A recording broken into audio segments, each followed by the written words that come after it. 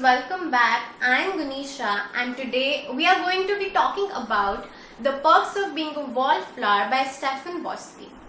To be honest, I still don't know how I feel about this book. Really. I know it's a very famous and a very great book and a lot of people recommended it to me. A few years ago, I borrowed it from one of my friends and started reading it. But that time, I never got to finishing it off.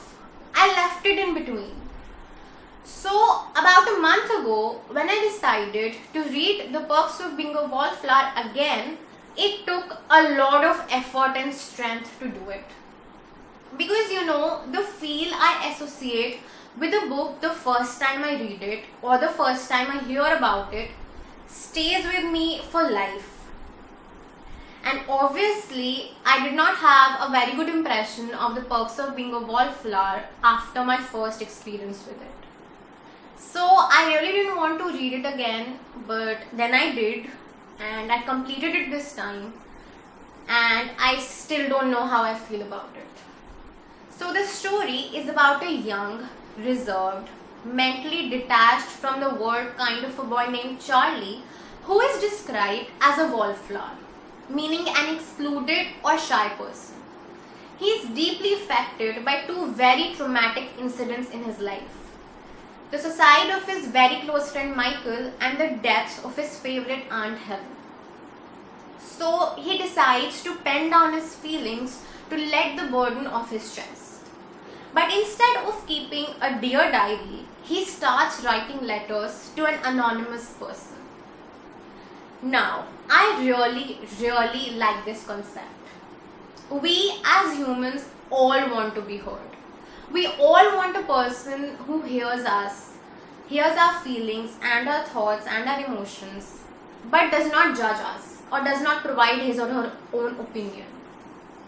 And writing letters to an anonymous person makes you feel like you are talking and sharing things with a real person, but without the fear of being judged or ridiculed. And I think that's a very nice concept. We should all try to do that sometimes in our life. So we go through Charlie's stories through these letters and it makes us feel like we are the dear friend.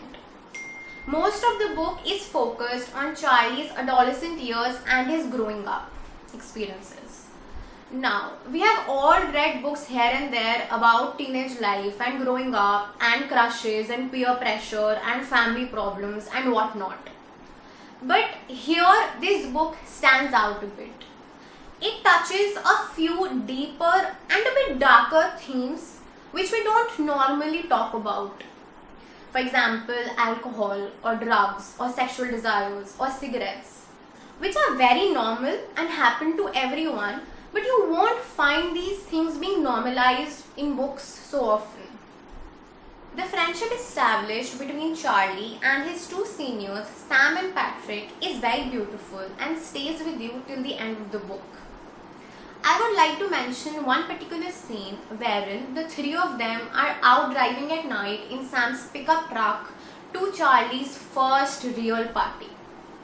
Now, this really amazing song starts playing on the station and all three of them go quiet and suddenly Charlie says, "I feel infinite." Now, for someone who loves long drives and slow music and a nice wind blowing as much as I do, you really get what Charlie is feeling. This dialogue touches your heart. The whole book goes about with Charlie's experiences with different people, and towards the end of it, he really grows and matures and turns out to be a different person. Now, while making this video, I got a bit more clearer about how I feel about this book. Yes, I still can't say it's my favorite book of all times, but it's not a bad book.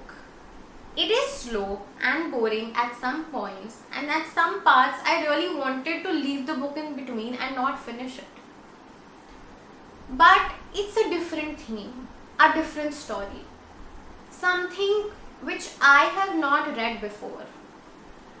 Charlie is a character I feel we have all encountered in our lives at some point of time, or we will, but we don't often pay much attention to them because they're wallflowers. This book is not meant for everyone. Not everyone will like it or connect with it to a deeper level, but that's okay. It's a nice book, a different experience, and it'll not make you feel entirely happy or end on a very nice and happy note. But yes, it was a nice reading experience. Now, I haven't seen the film, it's very famous and a lot of people appreciate it a lot, I know. I still haven't seen it, so I don't know. But yeah, you can surely give a read to the book. If you like this video, please like, share, comment and subscribe. Thank you.